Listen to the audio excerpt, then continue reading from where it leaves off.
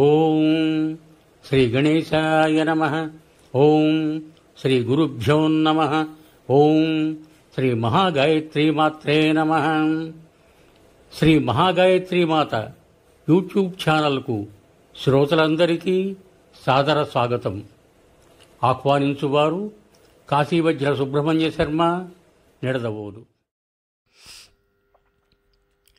మాఘమాస మహిమ.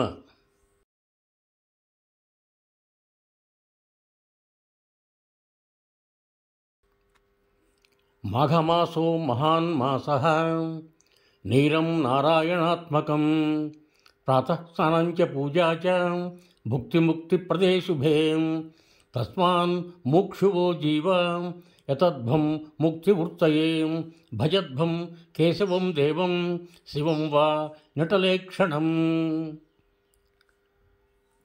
మాఘమాసము మహత్తరమైన సర్వోత్తమమైన మాసము. జలము నారాయణాత్మకము.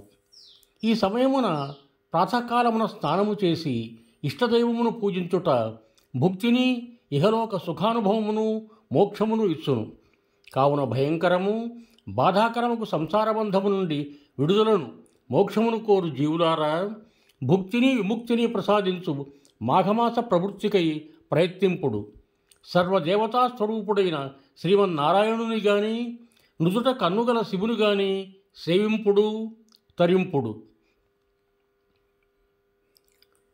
మాఘపురాణము 1వ అధ్యాయము.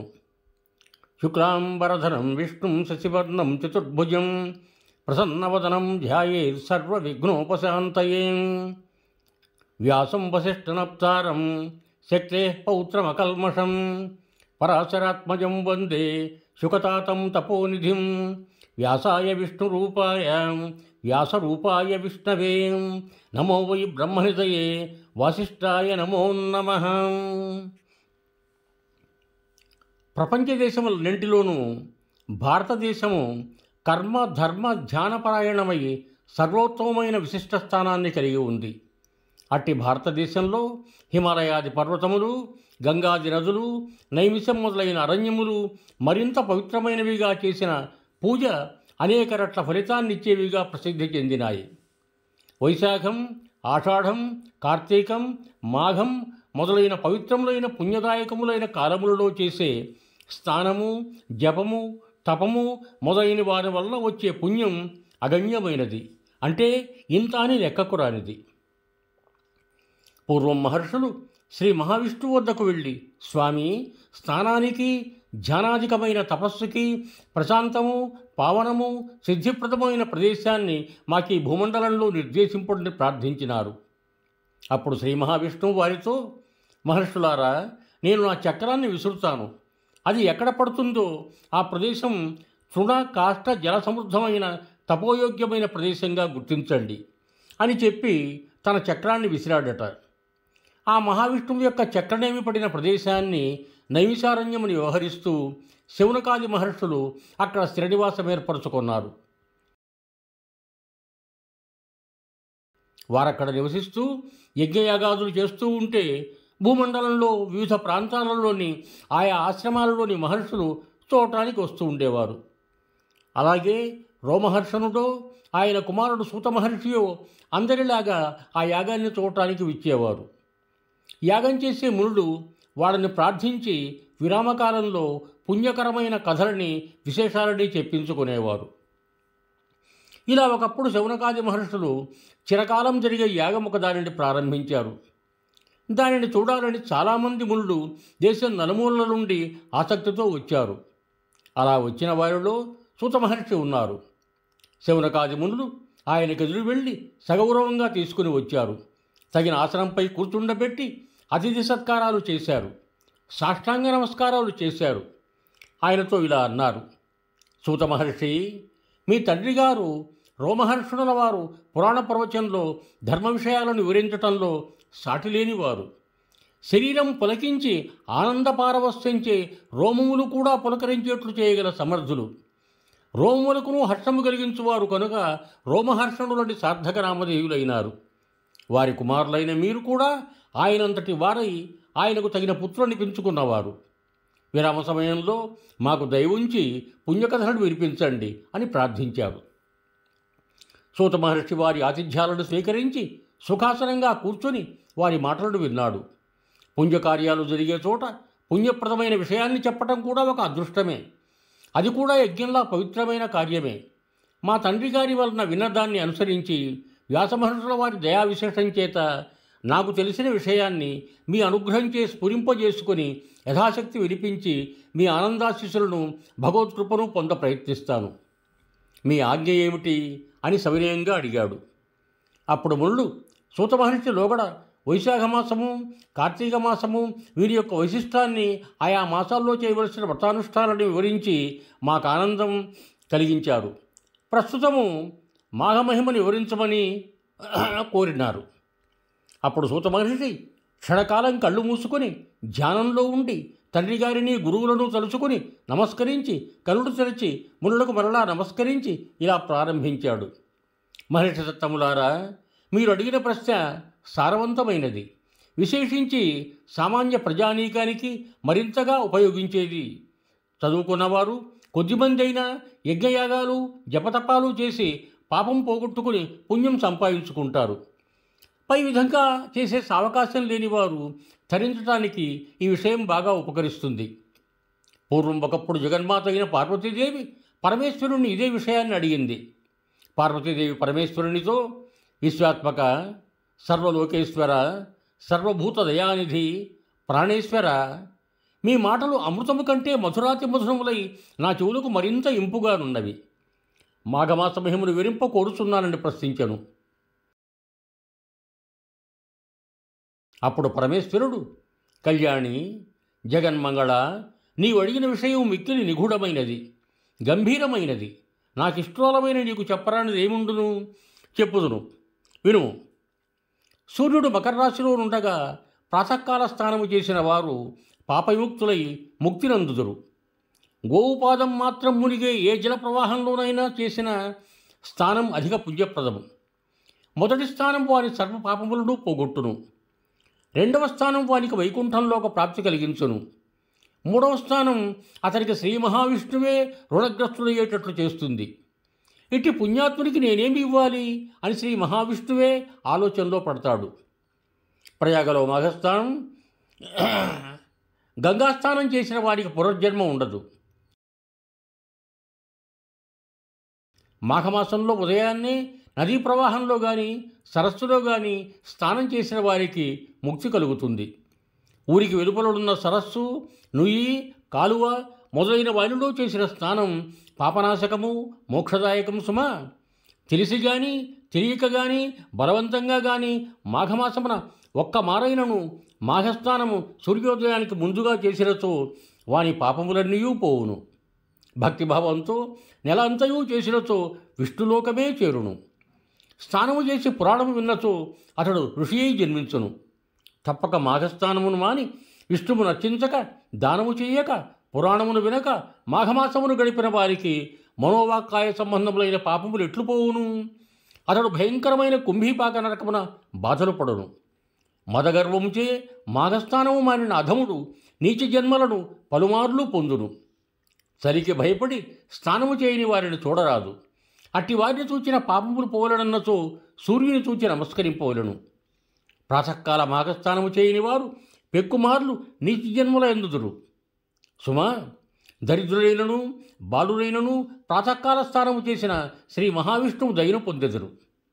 చిన్నపిల్లలు, అశక్తులైన వృద్ధులు హరినామస్మరణ చేయుచు ముమ్మారు జలబిందువులను శరీరంపై చిలకరించుకొన్నను పుణ్యమే. నీచుడైనను మాఘస్నానము చేసిన పాపములను వీడి పుణ్యాత్ముడగును. ఎట్టి పాపకర్మలను ఆచరించిన వాడైనను మాఘమాస ప్రాతకాలమున మా యందు స్నానమాడినచో వాని పాపములను మేము నశింపచేయుదమని జలములు ఘోషించుతూ ఉంటాయి. మాఘస్నానము చేసిన వానికి సంసార భయము లేదు. ఆడంబరము కొరకు కానీ భయముచే కానీ బలవంతముగా కానీ మాఘస్నానము చేసిన వాడు పాప విముక్తుడై పుణ్యాత్ముడగును. అశక్తుడు తాను మాఘస్నానము చేయలేకపోయినచో స్నానము చేసిన వారికి దక్షిణనిచ్చి వారి నుండి స్నానఫలమును పొందవచ్చును. మాఘస్నానము చేసి చలికి ఆగలేని వారు శ్రీహరిని స్మరించుచూ మంట యొద్ద చలి కాగవచ్చును. ఈ మాసమున నిరుపేదలకు వస్త్రదానము కానీ కంబళదానము కానీ చేసిన స్థానఫలమునంది పుణ్యవంతుల గుదురు. బలవంతముగా స్నానము చేసిన వారికిని చేయించిన వారికిని పుణ్యము కలుగును. ఈ స్నానమును అన్ని వర్ణముల వారును చేయవలను. మాఘస్నానము చేయువారిని నిందించినను పరిహసించినను నివారించినను మహాపాపము కలుగును. పార్వతి, మాఘస్నానం సద్యోముక్తి ప్రదము, దానికి సాటి లేదు. శక్తి లేని వారు కాలు చేతులను కడుక్కొని ఆచమనము చేసి పురాణమును విన్నను వారికి స్థానఫలము కలుగును. అన్ని మాసములలో మాఘమాసం ఉత్తమము. శ్రీహరి దేవతలందరిలో ఉత్తముడు. వృక్షములలో అశ్వత్థ వృక్షం ఉత్తమము.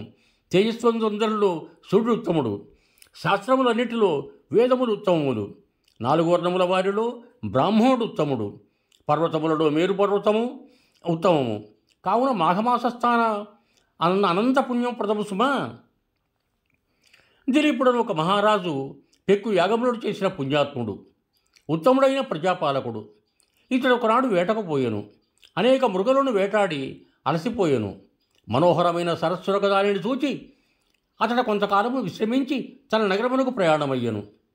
అప్పుడు వృద్ధబ్రాహ్మణుడు ఒక మహారాజును కనిపించెను. రాజువానికి నమస్కరించి ఆశీస్సులను అందెను. ఆ బ్రాహ్మణుడు, మహారాజా, పరమ పవిత్రమైన మాఘమాసమున ఈ సరస్సున స్నానము చేయకుండా పోవుచున్నావేమి? మాఘమాసమున చేయు నదీ స్నానము కానీ సరస్నానము కానీ మిక్కిలి పుణ్యమునిచ్చునని ఎరుగవా అని ప్రశ్నించాను. రాజు మాఘస్నాన మహిమను చెప్పుడని కోరగా అతడు, రాజా, నీవిప్పుడు సరస్సులో తప్పక స్నానము చేసిపోము. మాఘమాస స్నాన మహిమను మీ గురువుకు వశిష్ఠ మహర్షి వారి వలన తెలుసుకుని చెప్పి తన దారిన పోయాను. దిలీప మహారాజు మాఘమాస స్థాన మహిమను తెలుసుకునవలెనని తమ గురువైన వశిష్ఠ మహర్షి ఆశ్రమమునకు వెళ్ళాను.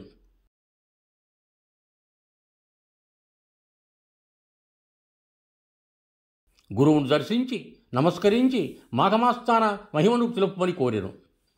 వశిష్ఠ మహర్షి దిలీపుని ఆశీర్వదించి ఇట్లనెను, నాయనా దిలీప, నీ కోరిక విశిష్టమైనది. మాఘమాసము చాలా విశిష్టత కలిగినది. మాఘమాసము శివకేశవ ప్రీతికరమైనది. ఆ నెలలో చేసిన పుణ్యకార్యములు ఇతర దినములలో చేసిన పుణ్యకార్యముల కంటే ఎక్కువ పుణ్యమునిచ్చును. మాఘమాసమును ప్రాతకాలమున చేసిన స్నానమే సర్వ పాపములను పోగొట్టి అక్షయములైన పుణ్యఫలములనిచ్చును. స్నానమే ఇంత అధికమైన పుణ్యమునిచ్చుచు పూజ పురాణ శ్రవణాదుల వలన ఎంతటి ఫలముండులో ఊహించుకొనుము. మాఘస్నానము వలన సర్వ దుఃఖములను పోగొట్టుకొని శుభలాభములను పొందిన కొందరి వృత్తాంతములను వివరించును. దాన్ని బట్టి మాఘమాస వైశిష్ట్యమును తెలుసుకుని ప్రయత్నింపు.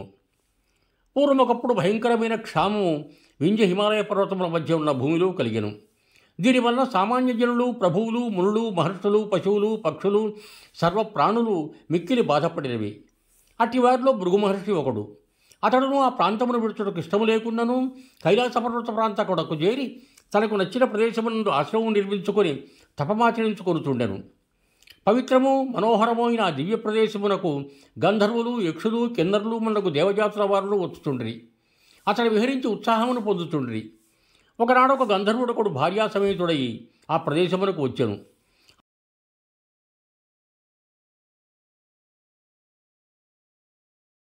అతడు భృగుమహర్షికి నమస్కరించెను. అతని శరీరము మిక్కిలి సుందరమై గంభీరమై మనోహరమై విచిత్రమై ఉండెను. వాని మొగము మాత్రము పులిమొగమై ఉండెను. ఇందువలన అతడు ఎంత చక్కగా ఉన్నను పులిమొగము వలన విచిత్రముగా భయంకరమై ఉండెను. అతడు భృగుమహర్షికి నమస్కరించిన తరువాత, మునీశ్వర, నాకు భోగభాగ్యములు అన్నీ ఉన్నవి. ఈయన భార్యను సూచించింది కదా. ఈమె సౌందర్యము గుణసంపద నిరుపమానములు. నేను గంధర్వుడను. మానవుల కంటే జీవశక్తులు కొన్ని ఉన్నవి.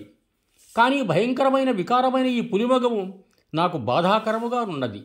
దీనిని పోగొట్టుకునేటట్లు తెలియరాకున్నది. ఈ వికారము వలన నాకు గల సుఖములు భోగములు నన్ను సంతోషపరచటలేదు. దయ ఉంచి నాకు ఈ వికార రూపం ఉపాయములు చెప్పుడని ప్రార్థించను. భృగు మహర్షికి గంధర్వుని పరిస్థితికి జాలి కలిగినది. నాయన, పురాకృత కర్మము ఎవరిని విడవదు? గత జన్మలో చేసిన పాపం వల్ల నీకు ఈ స్థితి కలిగినది. పాపము, దురదృష్టము, పేదరికము ఇవి మూడునూ జీవిని బాధించును. ఇట్టి వాణిని పోగొట్టుకుని శుభలాభములు పొందవలనన్న పుణ్యనదుల యందు స్నానము, పవిత్ర క్షేత్రములందు దేవపూజ చేసుకునవలయను. ఇట్టి వాణిని పవిత్రమైన కాలమును చేసినచో సద్యఫలములు కలుగును. కాలమంతయు మంచిదే, అయినను మాఘమాసము విశిష్టమైనది. ఈ నెలలో చేసిన స్నానము, పూజ, జపము, తపము జీవికి గల పాపములను పోగొట్టి శుభమును వెంటనే కలిగించును. అన్ని పుణ్యనదులలో స్నానము చేసినను వచ్చు ఫలితము మాఘమాసములో నదిలో కానీ, సముద్రములో కానీ, కాలువలో కానీ, సెలయేరులో కానీ ఏ స్వల్ప జలప్రవాహమైనను అందు స్నానము చేసినచు వచ్చును. అనగా మాఘస్నానమును ఏ ప్రవాహమున చేసినను సర్వతీర్థముల యందు చేసిన పుణ్యమునిచ్చునంత గొప్పది. ఏ జాతివారికైనను అనంత పుణ్యమునిచ్చును. నీ అదృష్టవశమున ఇది మాఘమాస ప్రారంభము కావున నీ భార్యతో పాటు ప్రతిదినము ప్రాతకాలమున మాఘస్నానమును ఇష్టదేవతా పూజను అతడనున్న నదిలో చేయుము అని భృగుమహర్షి ఆ గంధర్వునకు చెప్పెను. ఆ గంధర్వుడు ముని చెప్పినట్లుగా అతడి నదిలో మాఘస్నానమును తీరమున ఇష్టదేవతా పూజను విడువక మాఘమాసమంతయు చేసెను. ఆ పుణ్యవశమున వాని పులిముఖము పోయి సుందరమైన ముఖము వచ్చెను. గంధర్వుడును ఆశ్చర్యపడి మాఘమాస మహిమను కీర్తించుతూ కృతజ్ఞుడై భృగు మహర్షికి భార్యతో పాటు నమస్కరించెను. ముని ఆశీర్వాదమంది భార్యతో పాటు తన లోకమునకు పోయెను. సర్వే జనా సుఖినో భవంతు. ధన్యవాదములు. మీకు నా వీడియో నచ్చినట్టయితే దయచేసి లైక్ చేయండి. నా ఛానల్ను సబ్స్క్రైబ్ చేసి నన్ను ప్రోత్సహించండి. మీ బంధుమిత్రులకు ఈ వీడియోను షేర్ చేయండి. మరొక మారు ధన్యవాదములతో భవదీయుడు కాశీవజ్ర సుబ్రహ్మణ్య శర్మ, నిడదవోలు, తూర్పుగోదావరి జిల్లా.